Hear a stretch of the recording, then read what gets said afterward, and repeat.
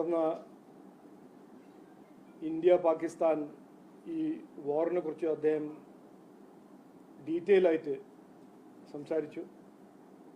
ഈ 22 ഏപ്രിൽ തുടങ്ങിയ ഈ പാകിസ്ഥാനി ഭീകരവാദി നടത്തിയ ഒരു കില്ലിംഗ്, 26 നിരപരാധി സാധാരണക്കാർ അവിടെ പോയി സഞ്ചരിക്കുമ്പോൾ അവരെ ക്രൂരമായി കൊന്ന്, മതം ചോദിച്ചു കൊന്ന്, അന്ന് തുടങ്ങിയ ആ ഒരു യുദ്ധം 7-ാം തീയതി രാവിലെ ഓപ്പറേഷൻ സിന്ദൂർ ഇന്ത്യൻ്റെ മിലിറ്ററി ഫോഴ്സസ് ലോഞ്ച് ചെയ്തു. ആ ഒരു ഓപ്പറേഷൻ ഇന്നലെ പ്രധാനമന്ത്രി പറഞ്ഞ പോലെ ഒരു സ്പെസിഫിക് പ്രിസൈസ് ടാർഗറ്റഡ് ആക്ഷൻ ആയിരുന്നു അഗെയിൻസ്റ്റ് ടെറർ ഹെഡ്ക്വാർട്ടേഴ്സ്. ഇന്നലെ പ്രധാനമന്ത്രി പറഞ്ഞു പാകിസ്ഥാനിലുള്ള എല്ലാ ടെറർ ഹൈഡ് ഔട്ട്സ് ഹബ്സിനെ ആ 7-ാം തീയതി നടന്ന ഓപ്പറേഷൻ സിന്ദൂറിന് തകർത്തി. 100-ന് അധികം ഹൈ വാല്യൂ ടാർഗറ്റ്സ് ടെററിസ്റ്റ് ലീഡേഴ്സിനെ കൊന്നു, അവർ കൊല്ലപ്പെട്ടു. അപ്പോൾ നീതി നടപ്പിലാക്കി, നീതി നൽകി ഈ 26 കുടുംബങ്ങൾക്ക്. അവർക്കൊരു ജസ്റ്റിസ്, അവരൊരു ഡിമാൻഡ് ഫോർ ജസ്റ്റിസ്, അത് ഈ ഓപ്പറേഷൻ സിന്ദൂറിൻ്റെ 7-ാം തീയതിൻ്റെ ഓപ്പറേഷൻ നടപ്പോൾ നീതി നൽകി. അത് കഴിഞ്ഞിട്ട് പാകിസ്ഥാൻ മിലിറ്ററി ചെയ്ത കാര്യങ്ങളാണ് ഇന്നലെ പ്രധാനമന്ത്രി മുമ്പോട്ട് വെച്ചത്. ഈ ടെററിസ്റ്റിന്റെ ഫ്യൂണറൽസിൽ പോകുന്നത് പാകിസ്ഥാനി മിലിറ്ററിയും പാകിസ്ഥാനി സ്റ്റേറ്റ് അഡ്മിനിസ്ട്രേഷന്റെ പ്രധാനപ്പെട്ട ഓഫീസേഴ്സ് ഓപ്പൺലി, ഒന്നും ഒളിക്കാണ്ട് ഓപ്പൺലി അവർ ഇവരുടെ ഫ്യൂണറൽസിൽ പങ്കെടുക്കുന്നു, അവർക്ക് റെസ്പെക്റ്റ് കൊടുക്കുന്നു. അത് കഴിഞ്ഞ് പാകിസ്ഥാൻ മിലിറ്ററി ഇന്ത്യൻ്റെ സിവിലിയൻ ടാർഗറ്റ്സും ഇന്ത്യൻ്റെ മിലിറ്ററി ടാർഗറ്റ്സിനും അറ്റാക്ക് ചെയ്യാൻ അവർ ശ്രമിക്കുന്നു. അത് കഴിഞ്ഞിട്ടാണ് ഇന്ത്യൻ മിലിറ്ററി ഫോഴ്സസിൻ്റെ ഒരു ഡിസൈസീവ് ആക്ഷൻ മിന്നാണ് നടന്നത്. 11 ടാർഗറ്റ്സ്, അതിൽ അവരുടെ പ്രധാനപ്പെട്ട എയർഫീൽഡ്സും ചക്ലാല, ജേക്കോബാദ് എന്ന ഏറ്റവും പ്രധാനപ്പെട്ട ഒരു ഡീപ്പ് ഉള്ള എയർഫീൽഡ്സിനെ ഇന്ത്യൻ മിലിറ്ററി ടാർഗറ്റ് ചെയ്തിട്ട് ഒരു മെസ്സേജ് കൊടുത്തു. ഞാൻ ഈ വികസിത കേരളം കൺവെൻഷൻ പ്രോഗ്രാം ഈ യാത്രയുടെ സമയത്ത് ഞാൻ പറഞ്ഞതാണ്, പാകിസ്ഥാൻ ഒരു വന്യമൃഗമല്ല, വൈൽഡ് ആനിമൽ ആണെന്ന് ആരോ എന്നോട് ചോദിച്ചു. വന്യമൃഗത്തിനെ അപമാനിക്കരുത്, പാകിസ്ഥാൻ ഒരു പ്രാന്തമായ ഒരു മാഡ് ആനിമലാണ്. അവർക്ക് ചികിത്സ വേണം. ആ ചികിത്സയാണ് മിന്നാന്ന് ഇന്ത്യൻ മിലിറ്ററി കൊടുത്തത്. അപ്പോൾ അതൊന്ന്. അത് കഴിഞ്ഞിട്ടാണ് ഇന്നലെ ബഹുമാനപ്പെട്ട പ്രധാനമന്ത്രി പറഞ്ഞു പാകിസ്ഥാൻ്റെ DGMO ആണ് വിളിച്ച് ഒരു സീസ് ഫയറിൻ്റെ ഒരു നെഗോസിയേഷൻ തുടങ്ങുമെന്ന് റിക്വസ്റ്റ് ചെയ്തത്. ഇന്നലെ ഇത് ഒരു ക്രോണോളജി, അത് ഞാൻ പറയാൻ ആഗ്രഹിക്കുന്നു, റിപ്പീറ്റ് ചെയ്യാൻ ആഗ്രഹിക്കുന്നു. പക്ഷേ ഇന്നലെ നമ്മുടെ ബഹുമാനപ്പെട്ട പ്രധാനമന്ത്രിജി ഇന്ത്യൻ്റെ ഒരു പുതിയ ഈ ന്യൂ ഇന്ത്യനെ ഈ റെസ്പോൺസിനെ കുറിച്ചും ഇന്ത്യയുടെ ഒരു പുതിയൊരു ഡോക്ട്രിനെ കുറിച്ച് ഇന്നലെ സ്പഷ്ടമായിട്ട് ഒരു ക്ലാരിറ്റി കൊണ്ട് അദ്ദേഹം പറഞ്ഞു. അത് ഞാൻ ഇന്ന് ഷെയർ ചെയ്യാൻ ആഗ്രഹിക്കുന്നു. ഇതാണ് ഒരു പുതിയ നോർമൽ. ഇനി വരുന്ന കാലത്ത് ടെറർ ആക്ട് ഒരു വാർ ആക്ട് ആയിട്ടാണ് ഇന്ത്യ കാണാൻ പോകുന്നത്. ഒന്ന്. രണ്ടാമത്തത്, ഇന്ത്യ ഇനി പാകിസ്ഥാന്റെ ന്യൂക്ലിയർ ബ്ലാക്ക്മെയിൽ അതിനെക്കുറിച്ച് കേൾക്കാനും സംസാരിക്കാൻ തയ്യാറല്ല. 3. ഈ സെപ്പറേഷൻ, ടെററിനെ സപ്പോർട്ട് ചെയ്യുന്ന സർക്കാരിനെ അല്ലെങ്കിൽ ടെററിസ്റ്റിനെ സപ്പോർട്ട് ചെയ്യുന്ന രാജ്യം, അതിൻ്റെ ഒരു ഡിസ്റ്റിങ്ഷൻ ഇനി മേല ഇന്ത്യ അതിനെക്കുറിച്ച് ഒരു ഡിസ്റ്റിങ്ഷൻ ഉണ്ടാക്കില്ല. അപ്പോൾ ടെററിസ്റ്റ് ആണോ ടെററിസ്റ്റിനെ സപ്പോർട്ട് ചെയ്യുന്ന രാജ്യമാണോ, രണ്ട് ഓർഗനൈസേഷൻസ്, രണ്ട് ഇൻസ്റ്റിറ്റ്യൂഷൻസിനും ഒരേ സമാനമായിട്ട് ഇന്ത്യൻ്റെ റെസ്പോൺസ് ഇന്ത്യ മുമ്പോട്ട് വയ്ക്കാം. ഞാൻ പറഞ്ഞ പോലെ ആ ഡോക്ടറിൻ്റെ ഏറ്റവും പ്രധാനപ്പെട്ട ഒരു പോയിന്റാണ്, an act of terror will be seen as an act of war against India and Indians. ബഹുമാനപ്പെട്ട പ്രധാനമന്ത്രി ഇന്നലെ പറഞ്ഞു, ഭീകരവാദവും ടോക്സും അത് ഒപ്പം നടക്കില്ല. പാകിസ്ഥാൻ്റെ ഒപ്പം എന്തെങ്കിലും സംസാരിക്കണമെന്നുണ്ടെങ്കിൽ അത് ഇന്ത്യ രണ്ട് ടോപ്പിക്സിനെ കുറിച്ച് മാത്രമേ സംസാരിക്കുള്ളൂ. ഒന്ന് ടെറർ, ഒന്ന് POK. ഈ രണ്ട് കാര്യങ്ങളെക്കുറിച്ച് മാത്രമേ ഇന്ത്യ പാകിസ്ഥാന് ഒപ്പം സംസാരിക്കുള്ളൂ.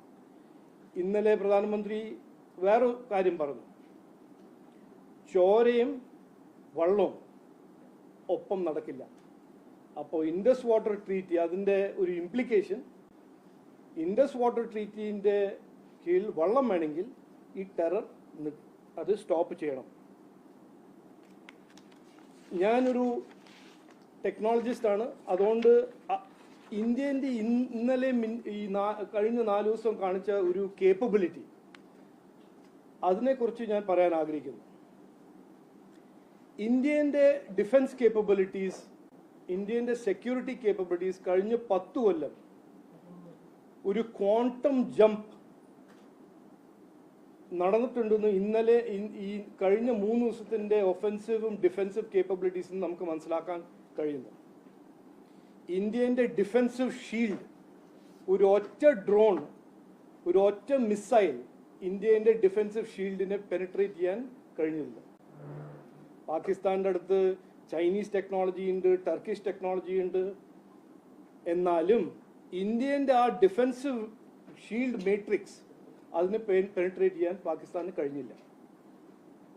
അതേസമയം ഇന്ത്യൻ്റെ ഒഫൻസീവ് കേപ്പബിലിറ്റീസ്, അത് റഫായൽ ഫൈറ്റർ ജെറ്റ് ആണോ, ബ്രഹ്മോസ് മിസൈലാണോ, നമ്മുടെ ഓട്ടോണമസ് വെഹിക്കിൾസ് ആണോ, ഡ്രോൺസ് ആണോ, ഹാരോപ്പ് ഡ്രോൺസ് ആണോ, അത് പാകിസ്ഥാൻ ഇൻഡിപെൻഡൻസ് കഴിഞ്ഞിട്ട് ഇത്ര ഡീപ്പായിട്ട് അറ്റാക്ക് ചെയ്യുന്ന കഴിവ് ഇന്ത്യ കാണിച്ചു കൊടുത്തിട്ടുണ്ട്. അത് 11 എയർഫീൽഡ്സ്, അവരുടെ റഡാർ ഇൻസ്റ്റലേഷൻ, കമ്മ്യൂണിക്കേഷൻ ഹബ്സ് എല്ലാം ടാർഗറ്റ് ചെയ്ത് പ്രിസൈസ് ആയിട്ട് വിത്തൗട്ട് സിവിലിയൻ കാഷ്വാലിറ്റീസ് ഇന്ത്യൻ്റെ ഒഫൻസീവ് കേപ്പബിലിറ്റീസും നമുക്ക് കാണാൻ കഴിയും. ഇന്നലെ നരേന്ദ്രമോദിജി വേറൊരു കാര്യം പറഞ്ഞു, ഇത് വാറിൻ്റെ സമയമല്ല, പക്ഷേ അതേസമയം ഇത് ടെററിൻ്റെ സമയവുമല്ല. അതാണ് ഇന്ത്യൻ്റെ ഒരു കാഴ്ചപ്പാട്, ഇന്ത്യൻ്റെ ഒരു വിഷൻ. ഞാൻ വികസിത കേരളം കൺവെൻഷൻ്റെ സമയത്ത് പറഞ്ഞു, ഇന്നും പറയുന്നു, ഇന്ത്യ നന്മ, സമാധാനം, വികസനത്തിൽ വിശ്വസിക്കുന്ന ഒരു നാടാണ്, ഒരു സർക്കാരാണ്. പക്ഷേ തിന്മേനെതിരെ ബലപ്രയോഗം ഉപയോഗിക്കാൻ കഴിവുള്ള ഒരു നാടുമാണ്. അത് നമ്മൾ 4 ദിവസം കണ്ടു. പാകിസ്ഥാൻ ഇത് മനസ്സിലാവുമെന്ന് ഞങ്ങൾ കരുതുന്നു. ഇതിനെ കുറിച്ച് ഇനി ക്വസ്റ്റ്യൻസ് ഉണ്ടെങ്കിൽ ഞാൻ എടുക്കാൻ തയ്യാറാണ്. വേറെ ഒന്നും ചോദിക്കല്ലേ. ഇന്ന് എനിക്കറിയാം ഇവിടെ ചിലവർക്ക് ന്യൂസ് പേപ്പർ ആരാ വാങ്ങിച്ചത്, അതിനെ കുറിച്ചെല്ലാം ചോദിക്കണം എന്ന് ആഗ്രഹമുണ്ട്. ഇന്ന് ചോദിക്കണം. ഇന്ന് ഇതൊരു സീരിയസ് ഇഷ്യൂ ആണ്. ഇതിനെക്കുറിച്ചൊന്ന് സംസാരിച്ചാൽ I will be very happy. ആ,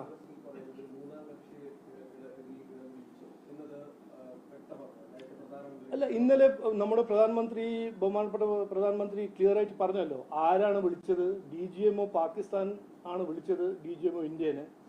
അവരാണ് സീസ് ഫയർ റിക്വസ്റ്റ് ചെയ്തത്. അത് പ്രധാനമന്ത്രി പറഞ്ഞല്ലോ.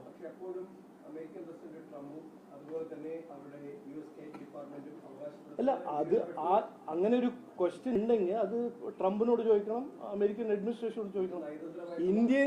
ഇന്ത്യന്റെ പൊസിഷൻ ഇന്നലെ ബഹുമാനപ്പെട്ട പ്രധാനമന്ത്രി ക്ലിയർ ആയിട്ട് സ്പഷ്ടമായിട്ട് പറഞ്ഞു. ഇന്നലത്തെ 3 DGMOയും DGAയും DGNOയും ഇന്നലത്തെ പ്രസ് കോൺഫറൻസിൽ അവർ പറഞ്ഞു, പാകിസ്ഥാന്റെ DGMO വിളിച്ചു നമ്മുടെ സ്ട്രൈക്ക് കഴിഞ്ഞ ഉടനെ, എന്നിട്ട് പറഞ്ഞു സീസ് ഫയറിന്റെ നെഗോസിയേഷൻ തുടങ്ങണം.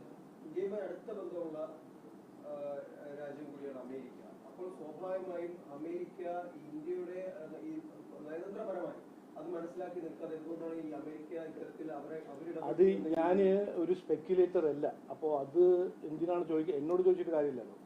അത് അവരോട് ചോദിക്കണം. ഇന്ത്യൻ്റെ പൊസിഷനും ഇന്ത്യൻ്റെ ഫാക്ട്സ്, ഇന്ത്യ മനസ്സിലാക്കുന്ന ഫാക്ട് ഇന്നലെ നമ്മുടെ ബഹുമാനപ്പെട്ട പ്രധാനമന്ത്രി പറഞ്ഞു.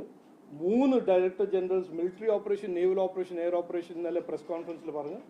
അതാണ് നമ്മൾ മനസ്സിലാക്കുന്ന സത്യം.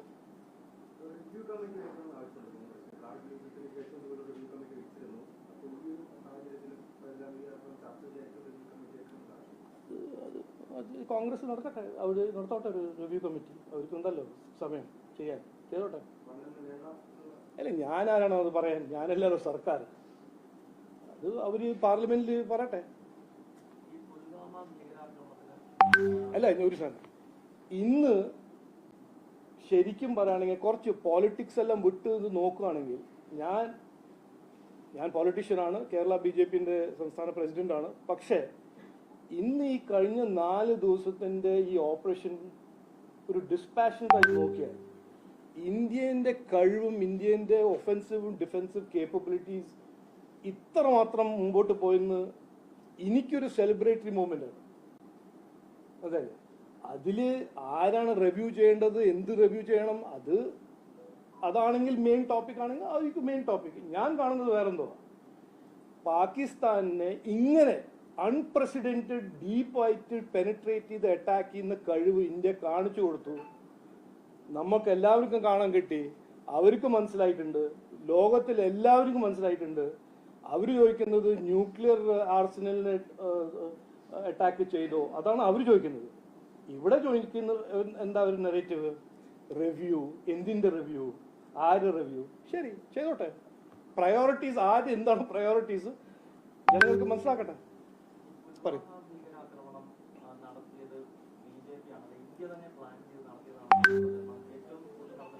എനിക്ക് ഓർമ്മയുണ്ട്. അതെ അതെ, അവര് പറഞ്ഞത്, എയർ വൈസ് മാർഷൽ പറഞ്ഞത്, ഇത് നമ്മുടെ ഒരു കാലിബ്രേറ്റഡും സ്മാർട്ട് ടാക്ടിക്കൽ സ്ട്രാറ്റജിയാണെന്ന് അവരും അഡ്മിറ്റ് ചെയ്യുന്നു. എന്നിട്ട് ഈ നാട്ടില് ഇതേ റിവ്യൂ ചോദിക്കുന്ന ആൾക്കാരാണ് അന്ന് പറഞ്ഞത്, ആരാണ് ഇതിന്റെ ബെനിഫിറ്റ് എടുക്കുന്നത്, ആർക്കാണ് ഇത് ബെനിഫിറ്റ് കിട്ടുന്നത്? അരവിന്ദ് കെജ്രിവാൾ, ഇന്ത്യ അലയൻസിന്റെ എല്ലാ സ്റ്റാർസും അന്ന് പറഞ്ഞതാ ഇത് ചെയ്തത് BJP ആണെന്ന്. ഇതൊരു പാറ്റേൺ.